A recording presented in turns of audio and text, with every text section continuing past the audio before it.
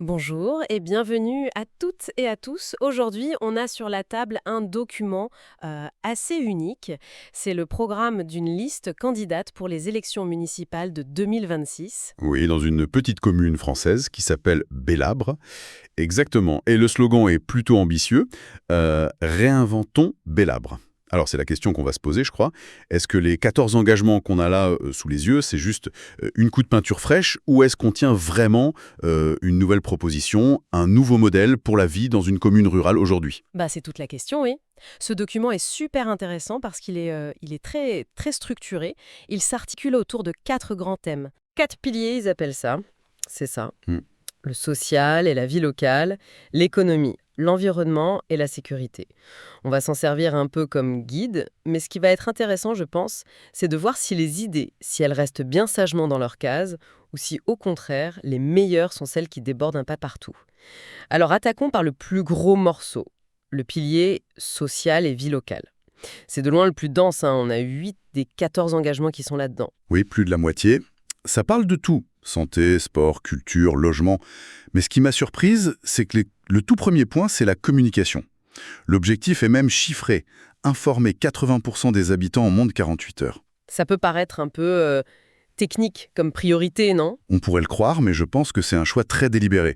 Dans les zones rurales, l'isolement, il n'est pas seulement géographique. Il est aussi informationnel. Voilà. Ne pas savoir ce qui se passe, c'est la première marche vers le sentiment d'être exclu. Ici, la communication, elle est pensée comme un service public de base, un outil pour inclure les gens et surtout pour leur simplifier la vie. Et ça nous amène à une de leurs propositions phares. J'allais y venir. Il y a une idée qui m'a vraiment interpellée, ce fameux Sampass. C'est quoi exactement? L'idée, c'est de créer une carte unique. Elle pourrait être physique ou sur smartphone pour accéder à absolument tous les services de la commune. D'accord, donc fini les 5 cartes différentes pour... Pour la médiathèque, le gymnase, pour s'inscrire à un événement ou même pour faire valoir ses droits à une aide sociale. Tout est centralisé. C'est une manière de lutter contre ce qu'on appelle la charge mentale administrative. Hmm. C'est un vrai poids, ça, même et surtout dans les petites communes. C'est vrai que l'idée de tout avoir au même endroit est séduisante. Mais, je sais pas, est-ce qu'il n'y a pas un petit côté Big Brother pour un village de 980 habitants? Une carte qui sait tout ce que vous faites? La question est légitime. Le succès d'un outil comme ça dépendra entièrement de la transparence et du contrôle donné aux citoyens sur leurs données. C'est clair. Mais le pari, c'est que le gain en simplicité l'emportera. Et cette volonté de créer du lien, on la retrouve dans une autre idée, plus classique peut-être, mais Le kit de bienvenue à Bélabre. voilà, exactement, le kit pour les nouveaux arrivants. Oui, alors là-dedans, on a les contacts utiles, le guide des associations, mais la petite touche en plus, ce sont des bons d'achat à utiliser chez les commerçants du coin. Et voilà. On parle du pilier social, mais on met déjà un pied dans l'économie locale. On voit tout de suite que les frontières entre les piliers elles sont poreuses. C'est vrai. Ce kit, c'est pas qu'un simple cadeau de bienvenue. C'est un acte d'intégration qui dit bienvenue dans notre communauté et en même temps, voici comment participer à notre économie. C'est peut-être ça une des marques de fabrique de ce programme. Les idées, elles sont rarement dans une seule case. Et cette approche très pragmatique, on la retrouve sur un sujet beaucoup plus critique en milieu rural, la santé. Il y a des propositions comme médecins solidaires ou Bellabroform. Exactement. Face au problème des déserts médicaux, le programme ne promet pas l'impossible, genre installer 3 nouveaux médecins du jour au lendemain. Non, ce serait pas crédible. Non. Il propose des solutions agiles. Médecins solidaires, c'est un partenariat pour faire venir des spécialistes une semaine par mois. Bélabre en forme, c'est du sport sur ordonnance avec une aide de la mairie. On ne subit pas la situation, on la contourne avec créativité. Et en parlant de créativité, il y a 2 idées pour la jeunesse qui m'ont vraiment semblé sortir du lot. Le club ado et le Calipass. Le club ado, ça a l'air presque trop beau pour être vrai. Le principe est simple et, je trouve, assez puissant. Des ados veulent financer un projet, un voyage par exemple. Pour ça, ils rendent des services à la collectivité. Ils aident à organiser un festival, participent à un chantier pour nettoyer la rivière. D'accord. Et pour chaque euro qu'ils récoltent collectivement, la mairie met 1 euro de plus. Donc la mairie ne subventionne pas juste une activité, elle récompense l'effort collectif. C'est bien plus subtil que ça. Ce qui est contre-intuitif ici, c'est que la mairie ne finance pas le résultat, le voyage. Elle finance le processus, l'effort. Ah, c'est intéressant ça. Elle parie sur le fait que la cohésion sociale, la fierté, les compétences créées par le projet, tout ça a bien plus de valeur à long terme que la destination du voyage. C'est un changement de paradigme, hein. La subvention n'est plus une aide, c'est un investissement dans la citoyenneté. Vu comme ça, c'est très fort. Et l'autre idée, le Calipass, en gros, on est payé pour faire du vélo l'été. J'aurais adoré avoir ça adolescente. Mais au-delà de l'aspect financier, c'est quoi la logique profonde? La logique, c'est celle de l'alignement des intérêts. L'idée est simple. Un jeune qui parcourt 30 km à pied ou à vélo pendant l'été reçoit 100 € en bons d'achat locaux. Regardez tout ce que cette seule mesure accomplit. Alors, voyons. Ça incite à l'activité physique, donc c'est une politique de santé publique. 2. Ça donne un coup de pouce au pouvoir d'achat des jeunes. Et 3. Ça injecte 100 € directement dans les caisses des commerces du village. C'est une action à triple détente. Et en parlant d'injecter de l'argent dans les commerces locaux, ça me semble être la transition parfaite pour regarder de plus près leur pilier économie. Comment est-ce qu'ils comptent soutenir ces commerces au-delà des bons d'achat? Alors, l'objectif affiché, c'est de créer 5 nouvelles entreprises en 6 ans. C'est ambitieux pour une petite commune. Ah oui, quand même. Pour ça, ils sortent la boîte à outils assez classique, mais nécessaire du développement local. Un pôle d'aide pour accompagner les créateurs, un soutien aux artisans et des campagnes de promotion avec des chèques locaux J'achète Bélabre. C'est la base, quoi, l'indispensable. Mais créer des entreprises, c'est une chose. Créer un endroit où les gens ont envie de vivre et de travailler, c'en est une autre. Et j'ai l'impression que c'est le rôle de leur troisième pilier, l'environnement et le cadre de vie.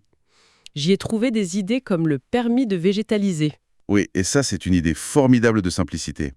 La mairie autorise et accompagne les habitants qui veulent mettre des jardinières sur leur trottoir ou faire grimper une plante sur leur façade. Elle donne même la terre et les premières graines. Voilà, c'est une micro-action, mais son impact est énorme. Ça embellit le village à peu de frais, ça recrée de la biodiversité en ville, et surtout, ça implique directement les habitants. Le cadre de vie n'est plus seulement l'affaire de la mairie, il devient l'affaire de tous. Et dans la même logique, il y a le fonds façade. La mairie qui propose de financer 40% de la rénovation des façades privées pour embellir le centre-bourg. C'est intéressant, mais est-ce qu'il n'y a pas un risque que ça devienne une subvention pour les propriétaires qui ont déjà les moyens, pendant que d'autres besoins plus urgents ne sont pas couverts? C'est un vrai débat sur les priorités budgétaires. La critique est tout à fait entendable. Mais l'autre façon de le voir, c'est de considérer la façade du village comme sa vitrine. D'accord. La rénover, c'est un investissement dans l'attractivité globale de la commune. Ça peut attirer de nouveaux habitants, des touristes, ce qui, au final, bénéficie à tout l'écosystème économique. C'est un pari sur le fait que la beauté est aussi un moteur économique. Et pour compléter ce tableau un peu vert, il propose des projets de biodiversité très concrets. Planter 400 arbres fruitiers et mellifères ou l'opération un haie égale un parrain. Ce qui est malin avec ces projets, c'est qu'ils rendent l'écologie tangible, visible et positive. Planter un arbre ou parrainer une haie, c'est un geste simple qui a du sens et dont on voit le résultat. Ça transforme une angoisse globale, le changement climatique, en une action locale, collective. On n'est plus dans le discours, on est dans le faire. Donc, on a une commune qu'on veut rendre plus vivante socialement, plus active économiquement et plus belle. Mais pour que ça fonctionne, il faut aussi qu'elle soit perçue comme un endroit sûr. Et leur approche de la sécurité, le dernier pilier, prend des directions assez surprenantes. Oui, et c'est déjà une approche moderne en soi. Ils ne réduisent pas la sécurité à la seule lutte contre la délinquance. Ils la divisent en deux axes. D'un côté, la gestion des risques majeurs, comme les inondations. Oui, la rivière, l'Anglin, avec un système de surveillance des crues et aussi un plan canicule avec des refuges frais. Ça, ce n'est pas anodin. Ça montre une prise en compte très concrète des conséquences du changement climatique. C'est vrai? Une canicule ou une inondation sont aujourd'hui des risques sécuritaires, au même titre qu'un cambriolage. Et de l'autre côté, il y a la tranquillité du quotidien. Et c'est là que j'ai trouvé les idées les plus originales. Au-delà des classiques caméras de surveillance, il y a ces fameux animaux en métal ralentisseur. Il faut qu'on en parle. Des silhouettes d'animaux au bord des routes pour faire ralentir les voitures. C'est une parfaite illustration de ce qu'on appelle le nudge, l'incitation douce. Plutôt que de punir avec un radar, on crée un effet de surprise qui incite naturellement à lever le pied. Et en plus, ça fait travailler un artisan local. Mais la question, c'est est-ce que ça marche encore après l'avoir vu 10 fois? L'effet de surprise s'estompe, non? Probablement. C'est peut-être plus une symbole d'une volonté de faire les choses différemment qu'une solution miracle sur le long terme. L'autre idée forte, c'est le dispositif Angela, un réseau de commerçants où une femme qui se sent en danger peut se réfugier. Pour moi, c'est peut-être une des propositions les plus importantes de tout le programme, parce qu'elle ne repose pas sur la technologie, mais sur l'humain. C'est ça. On ne se contente pas d'installer des caméras qui filment un problème. On tisse un filet de sécurité avec les gens qui sont là, au quotidien. Ça recrée de la solidarité et ça envoie un message très fort. Ici, on prend soin les uns des autres. Toutes ces idées sont vraiment, ouais, intéressantes sur le papier, mais on a tous vu des programmes magnifiques qui restent lettres mortes. La grande question, c'est le comment. Comment est-ce qu'ils comptent impliquer les habitants pour que ça ne reste pas juste un catalogue de bonnes intentions? C'est le point crucial. Et ils y consacrent toute une partie, autour de la méthode. Ils proposent 2 outils principaux de démocratie participative. Le premier, c'est un comité citoyen, avec un budget participatif. D'accord, donc les gens proposent, débattent et votent pour des projets. Voilà, pour 3 projets par an qui seront financés et réalisés par la mairie. C'est un outil qui a fait ses preuves dans pas mal d'endroits, ça. Et le deuxième outil? Le deuxième est peut-être encore plus engageant.